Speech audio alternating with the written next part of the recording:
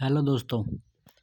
आज हम लोग important amendment of Indian constitution जितना इम्पोर्टेंट अमेंडमेंट हुआ है वो सबको एक वीडियो में कवर करने के लिए कोशिश करेंगे।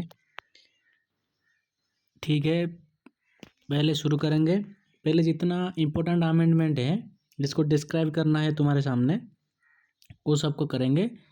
फिर क्वेश्चन के माध्यम से आपको बोला जाएगा इम्पोर्टेंट अमेंडमेंट को। शुरू करेंगे। इंडियन कॉन्स्टिट्यूशन का पहला अमेंडमेंट हुआ था 1951 में। 1951 में जो फर्स्ट अमेंडमेंट हुआ था उसमें क्या हुआ था ना, अमेंडमेंट में नाइन्थ शेड्यूल को ऐड किया गया था। नाइन्थ शेड्यूल में क्या हुआ था, प्रोटेक्शन ऑफ लैंड रिफॉर्म्स हुआ था। और दूसरे में क्या हुआ था, 3 ground of restriction of article 1901 freedom of speech and जो 1901 में फ्रीडम ऑफ स्पीच एक्सप्रेशन आता है, लेकिन स्पीच एंड एक्सप्रेशन के ऊपर तीनों चीज़ ऊपर रेस्ट्रिक्शन लगाया गया था। पहले एक नंबर पे हुआ था पब्लिक ऑर्डर के ऊपर, जो गवर्नमेंट ऑर्डर करता है कि पब्लिक को इस टाइम पे ऐसा मत बोलिए। किसी टाइम धार्मिक दंगा होता है तो गवर्नमेंट ऑर्डर करता है पब्लिक के ऊपर कि ऐसा कुछ सोशल मीडिया में ना बोलिए जिसमें दंगा को उस्काया जाएगा, तो पब्लिक ऑर्डर को मानना पड़ेगा, ये बोला गया था। नेक्स्ट में friendly relation with foreign state. Next enactment of an offence, किसी को अपराध करने के लिए प्रवर्ताना, इसको भी रेस्ट्रिक्शन लगाया गया था।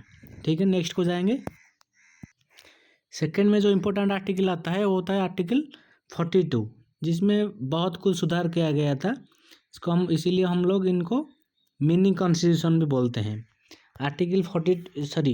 अमेंडमेंट 42 कब हुआ था? अमेंडमेंट 42 हुआ था 1976 में। It is known as mini constitution. Add 3 new word add किया गया था प्रियम्बुल में ऐड किया गया था 3 new word, socialistic, secular and integrity. Next, add fundamental duties in part 4A, fundamental duties. Article कितना में आता है? आर्टिकल 51A में आता है। Next, add 4 DPSP under article 39, 39A, 43A and 48A। ठीक है, 4 DPSP को ऐड किया गया था। नेक्स्ट क्या किया गया था, transfer 5 subject from state list to concurrent list. हमारा तीनों लिस्ट होता है, एक होता है सेंट्रल यूनियन लिस्ट, एक होता है स्टेट लिस्ट, एक होता है कॉन्करेंट लिस्ट। तो 42 अमेंडमेंट में 5 सब्जेक्ट को स्टेट लिस्ट से निकाल के कॉन्करेंट लिस्ट में डाला गया था। वो क्या क्या है? Education, forest, weight and measure, protection of wild animal and birds, administration of justice. ये 500 चीज़ को स्टेट लिस्ट निकाल के कॉन्करेंट लिस्ट में डाला दिया गया। नेक्स्ट को जाएंगे। 42 अमेंडमेंट में और 2 चीज़ भी हुआ था। क्या हुआ था? Creation of all India judicial service. Next और एक चीज़ भी हुआ था जिसमें Lok Sabha and state legislative assembly, Vidhan Sabha, ये दोनों का टेन्योर जो 5 साल होता है, वो 42 अमेंडमेंट में क्या किया गया था, वो 5 साल को बढ़ा के 6 साल करा दिया गया था। लेकिन फिर से जब 44 अमेंडमेंट आया, 44 अमेंडमेंट में फिर से 6 साल को घटा के 5 साल करा दिया गया। यही लिखा हुआ है, tenure of Lok Sabha and state legislature raised 5 year to 6 year. फिर क्या हुआ ना, 44 अमेंडमेंट आया जिसमें अमेंडमेंट रिस्टोर कर दिया गया, फिर से 6 साल को 5 साल कर दिया गया। ठीक है, नेक्स्ट हो जाएंगे। नेक्स्ट इम्पोर्टेंट अमेंडमेंट जो हुआ था, अमेंडमेंट 44 कब हुआ था ना, 1978 में 44 अमेंडमेंट हुआ। 44 अमेंडमेंट में क्या हुआ, अभी बोला, जो 42 अमेंडमेंट में हुआ था लोकसभा एंड स्टेट लेजिस्लेचर का टेन्योर को 5 साल से बढ़ा के 6 साल कर दिया गया था, उसको फिर से घटा के 6 साल से 5 साल करा दिया गया, 6 year to 5 year. Next, replaced the term internal disturbance by arm revolution. ये जो टर्मिनोलॉजी यूज हो रहा था कॉन्स्टिट्यूशन में, इंटरनल डिस्टर्बेंस, इसको चेंज करके इसका नाम कर दिया गया आर्म्ड रिवॉल्यूशन। नेक्स्ट क्या हुआ था, made the president declare a national emergency only on the written advice of cabinet. Cabinet जो एडवाइस देता है कि इसको प्रेसिडेंट को कि अभी इमरजेंसी डिक्लेयर कीजिए, तो उसको रिटन में लेना चाहिए, प्रेसिडेंट को रिटन एडवाइस लेना चाहिए कैबिनेट से। नेक्स्ट किया गया 44 अमेंडमेंट में, डिलेट ऑफ प्रॉपर्टी, जो फंडामेंटल राइट्स में हमारा आता है, राइट्स टू प्रॉपर्टी आ रहा था, उसको चेंज करके राइट टू प्रॉपर्टी को फंडामेंटल राइट से निकाल दिया गया और इसको लीगल राइट बना दिया गया। देखिए, delete of right to property from fundamental rights and made it legal right under article 300A। Next क्या किया गया, article 20 and 21 can not be suspended during national emergency, ये एक्ट भी लिया गया। नेक्स्ट को जाएंगे, नेक्स्ट जो इम्पोर्टेंट अमेंडमेंट है वो है अमेंडमेंट 86। 86 में क्या किया गया, जो एलिमेंट्री एजुकेशन है उसको क्या कर दिया गया, जो एलिमेंट्री एजुकेशन को एक फंडामेंटल राइट्स बना दिया गया and free and compulsory education from 6 year to 14 years का जो चिल्ड्रन है उन लोगों को फ्री एंड कंपलसरी एजुकेशन दिया गया अंडर आर्टिकल 21A। ये 86 अमेंडमेंट में हुआ था। नेक्स्ट हुआ था न्यू फंडामेंटल ड्यूटीज भी जोड़ा गया, न्यू फंडामेंटल ड्यूटीज एडेड। वो ड्यूटी क्या था ना, सारे अभिभावक जो पिता माता है, पेरेंट्स हैं बच्चों का, उन लोगों का ड्यूटी है कि उन लोग खुद का बच्चे को एजुकेशन प्रोवाइड करना है। Parents give education to their children. Next को जाएंगे, अब जो इम्पोर्टेंट अमेंडमेंट को डिस्कशन करेंगे, इसको क्वेश्चन के माध्यम से डिस्कशन करेंगे।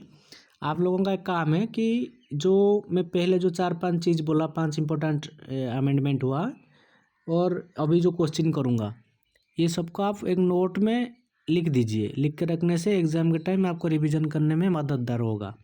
ठीक है, नेक्स्ट क्वेश्चन करेंगे, prime minister and central council of ministers shall not exceed 50% of total strength of Lok Sabha. Lok Sabha में जो टोटल सीट का स्ट्रेंथ है, उस सीट का 15% जो सीट हुआ उतने में हम मिनिस्टर रख सकते हैं। जितना मिनिस्टर का विभाग है 15% सीट से ज़्यादा नहीं हो पाएगा। ये कौन सा अमेंडमेंट में हुआ था, अमेंडमेंट 91 में हुआ था। इसका right answer A, amendment right 91। Next question number 2, हम सबको पता है एंटी डिफेंस लॉ के बारे में। जैसे कोई राजनेता एक दल में, जो बीजेपी का मान लीजिए एक नेता, वो बीजेपी का कैंडिडेट था जिस टाइम इलेक्शन लड़ रहा था, लेकिन इलेक्शन जीतने के बाद वो बोलेगा कि मैं कांग्रेस को चला जाऊंगा, ये नहीं हो सकता है। इसी के लिए आया था anti defence law. Anti defence law कौन सा शेड्यूल के अंदर आता है, शेड्यूल 10 के अंदर आता है। और शेड्यूल 10 कॉन्स्टिट्यूशन में कौन सा अमेंडमेंट में जोड़ा गया था, ये क्वेश्चन है, क्वेश्चन नंबर 2।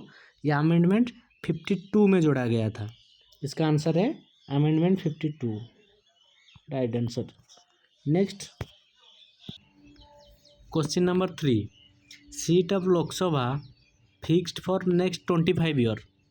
ये अमेंडमेंट आने से पहले क्या हो रहा था कि जैसे जनसंख्या बढ़ रहा था देश में, तो जनसंख्या के हिसाब से लोकसभा का सीट का संख्या भी बढ़ा जा रहे थे। तो इसी के ऊपर रोक लगाया गया था कि नेक्स्ट 25 साल तक लोकसभा का सीट बढ़ाया नहीं जाएगा। ये कहाँ तक है, 2026 तक इसका डेडलाइन है। तो ये अमेंडमेंट कब हुआ, कौन सा अमेंडमेंट में हुआ था, ये seat of Lok Sabha fixed for next 25 year, ये हुआ था अमेंडमेंट 84 में। It is the right answer. Next question को जाएंगे, question number 4, Puducherry incorporated and acquisition from France in which amendment. पहले पुडुचेरी क्या हो रहा था कि वो फ्रांस के अंडर में था। फ्रेंच इसके ऊपर शासन कर रहा था पुडुचेरी के ऊपर, तो फ्रांस से ला के इंडिया में मिलाया गया। ये कौन सा अमेंडमेंट था, amendment 14, amendment 14। Next question number 5, state of Nagaland formed with special protection under article 371A। Nagaland form जब हुआ था 371A के हिसाब से, ये कौन सा अमेंडमेंट था? ये था amendment number 13। 13 is the right answer. Next question number 6, incorporated Goa, Daman and Diu as UT and acquisition from Portugal. जो गोवा, डामन एंड दीव के ऊपर पोर्तुगाल शासन कर रहा था, ये पोर्तुगाल के अंडर थे, तो इनको पोर्तुगाल से एक्विजिशन करके इंडिया में मिलाया गया आज यूनियन टेरिटोरी। ये कौन सा अमेंडमेंट था? ये अमेंडमेंट नंबर 12 था और ये हुआ था 1962 में। अमेंडमेंट नंबर 12 ये हुआ था 1962 में। ठीक है, नेक्स्ट क्वेश्चन नंबर 7, बेरुवारी यूनियन जो वेस्ट बंगाल में पहला था, इसको क्या किया गया था ना, पाकिस्तान को दे दिया गया था। तो ये कौन सा अमेंडमेंट के हिसाब से पाकिस्तान को दिया गया था? ये अमेंडमेंट नंबर 9 के हिसाब से दिया था, 9th अमेंडमेंट में। नेक्स्ट क्वेश्चन को जाएंगे। Question number 9, incorporated Dadra Nagar Haveli and आज UT and acquisition from Portugal. जो दादरा नगर हवेली के ऊपर भी पोर्तुगाल का राज चल रहा था उस टाइम, और पोर्तुगाल से एक्विजिशन करके इसको इंडिया में मिला दिया गया था। ये कौन सा अमेंडमेंट था? ये अमेंडमेंट नंबर 10 था, 10 अमेंडमेंट था। पोर्तुगाल से निकाला गया था दादरा नगर हवेली को, ये हुआ था अमेंडमेंट नंबर 10 में। नेक्स्ट क्वेश्चन नंबर 9 को जाएंगे। Question number 9, women reservation bill reserve 1/3 seat in Lok Sabha, state legislature and legislative assembly of Delhi. Delhi के बारे में बात किया गया था और ये हुआ था अमेंडमेंट नंबर 106। ये हमारा लास्ट अमेंडमेंट में है, last amendment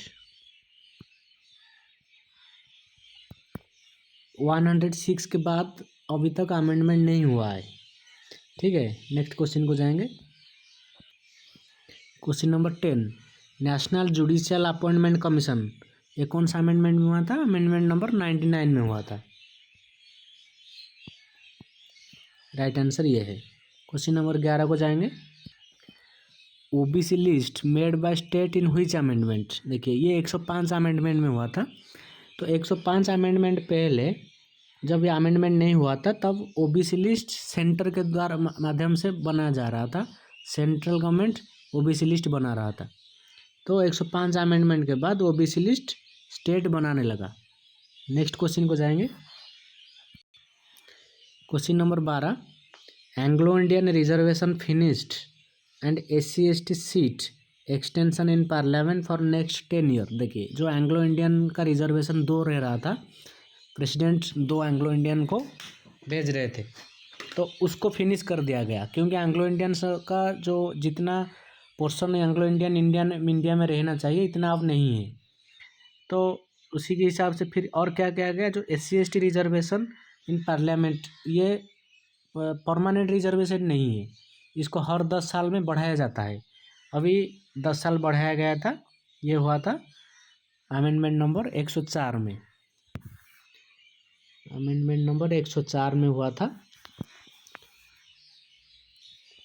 next question number 13, NCBC national commission for backward class in which amendment. ये जो NCBC आया था कौन सा अमेंडमेंट में आए थे?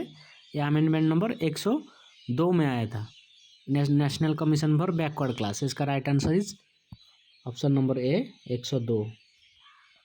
नेक्स्ट क्वेश्चन नंबर 14 को जाएंगे। Question number 14, 10% reservation to EWS को जो 10% रिजर्वेशन दिया जा रहा है, जनरल कैटेगरी से बिलोंग्स करते हैं EWS वाले, इसको 103 अमेंडमेंट के हिसाब से दिया जाता है। 103 अमेंडमेंट, और ये आया था 2019 में। ठीक है, next question number 15, GST included in which amendment. GST आया था 101 अमेंडमेंट में और ये आया था 2016 में। 101 ये आया था 2016 में। Next question number 16, acquiring of territory by India and some transfer to Bangladesh in which amendment. देखिए क्या हुआ था कि बांग्लादेश के अंदर कुछ टेरिटोरी था जो इंडिया का हिस्सा था, और इंडिया के अंदर कुछ टेरिटोरी था जो बांग्लादेश का हिस्सा था। इसमें बांग्लादेश का शासन चल रहा था, वहाँ पे इंडिया का शासन चल रहा था, तो इसमें दिक्कत आ रहा था। देखिए बांग्लादेश के अंदर है और वहाँ पे इंडिया शासन करेगा, इंडिया के अंदर है उसमें बांग्लादेश शासन करेगा, ये ठीक नहीं हो रहा था, दिक्कत आ रहा था चलाने के लिए गवर्नर को, मतलब गवर्नमेंट को। ठीक है, इसीलिए अमेंडमेंट नंबर 100 अमेंडमेंट में यह आया कि जो बांग्लादेश में जो टेरिटोरी है इंडिया का हिस्सा है उसको बांग्लादेश को दे दिया गया, और इंडिया के अंदर जो बांग्लादेश का हिस्सा है वो बांग्लादेश इंडिया को दे दिया। ये आया था 100 अमेंडमेंट में। और कितना टेरिटोरी इंडिया लिया था और कितना टेरिटोरी बांग्लादेश दिया था, बांग्लादेश लिया था ना, बांग्लादेश इंडिया को दिया था, बांग्लादेश टू इंडिया 51 और इंडिया बांग्लादेश को दिया था, बांग्लादेश को दिया था 111 टेरिटोरी। इंडिया बांग्लादेश को 111 टेरिटोरी दे दिया और बांग्लादेश इंडिया को 51 टेरिटोरी दे दिया। नेक्स्ट क्वेश्चन नंबर 17 को जाएंगे। Meghalaya become state in which amendment. Meghalaya जो स्टेट हुआ था ये हुआ था 22, और ये हुआ था कब ना 1969 में हुआ था। Next question number 18, Sindhi language added to 8th schedule. 8th schedule में हमारा ऑफिशियल लैंग्वेज सारे आता है, सिंधी लैंग्वेज जो ऐड हुआ था 8th शेड्यूल में वो 21 अमेंडमेंट में हुआ था।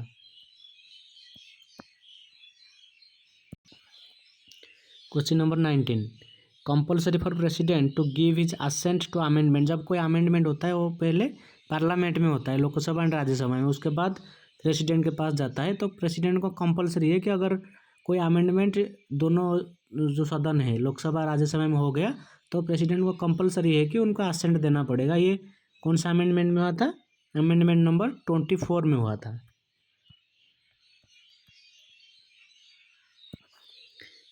Question number 20, Konkani Nepali Manipuri added to 8th schedule. 8th schedule में ऑफिशियल लैंग्वेज आता है, 8th शेड्यूल में कोंकणी नेपाली एंड मणिपुरी तीनों लैंग्वेज ऐड हुआ था अमेंडमेंट 71 में। Question number 21, Goa become state. देखिए गोवा पहले क्या था कि यूनियन टेरिटोरी था, जिस टाइम पे हम इंडिया गवर्नमेंट गोवा को एक्विजिशन किया, कहाँ से एक्विजिशन किया, पुर्तगाल से। गोवा, डामन एंड ड्यू ये तीनों को अमेंडमेंट 12 के हिसाब से पुर्तगाल से निकाला गया था। तो उसी टाइम गोवा यूनियन टेरिटरी था, तो गोवा को फिर स्टेट का मान्यता कब मिला, अमेंडमेंट 56 में।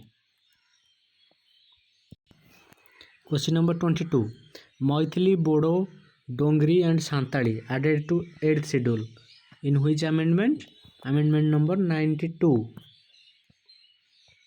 और ये 92 अमेंडमेंट कब हुआ था, 2003 में हुआ था। नेक्स्ट क्वेश्चन नंबर 23 को जाए। Question number 23, Panchayati Raj system added in which amendment. देखिए पंचायती राज सिस्टम 93 में हुआ, 93 में पंचायती राज, और 94 अमेंडमेंट में हुआ म्यूनिसिपैलिटी।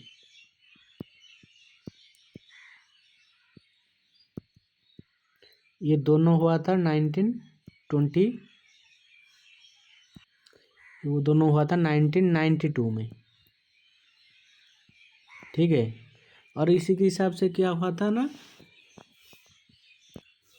इसी में क्या हुआ था ना, पंचायती राज को 29 फंक्शनल आइटम दिया गया था अंडर पार्ट 9। पंचायती राज को 29 फंक्शनल आइटम,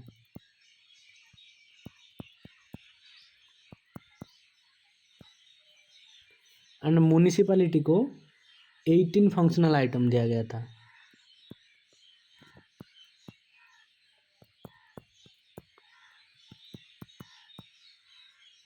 ठीक है। नेक्स्ट क्वेश्चन, ये फंक्शनल आइटम पूछता है एग्जाम में कि पंचायत राज के अंदर कितना फंक्शनल आइटम है। 29 है। म्यूनिसिपैलिटी में 18 फंक्शनल आइटम है। नेक्स्ट क्वेश्चन को जाएंगे, Sikkim get state status in which amendment. Sikkim को राज्य बनाया गया था 36 अमेंडमेंट में। Question number 25, union territory Delhi designing as national capital territory of Delhi. देखिए पहले जो यूनियन टेरिटरी दिल्ली बुलाया जा रहा था इसको, इसके बाद इसको बुलाया गया कि national capital territory of Delhi. ये कब हुआ था ना, 69 अमेंडमेंट में हुआ था। ये हुआ था 1991 में। ठीक है। नेक्स्ट क्वेश्चन को जाएंगे, voting rights reduce from 21 year to 18 year यहाँ पे है। जो 21 साल पे पहले वोटिंग दिया जा रहा था उसको घटा के 18 साल कर दिया गया था। 61 अमेंडमेंट में हुआ था और ये हुआ था 1989 में।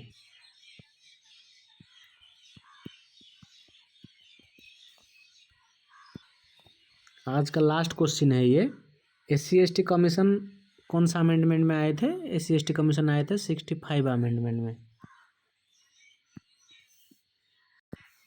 देखिए आज वीडियो 21-22 मिनट के वीडियो में जितना इम्पोर्टेंट अमेंडमेंट हुआ है इंडियन कॉन्स्टिट्यूशन में सारे को कवर करने के लिए मैं कोशिश किया हूँ।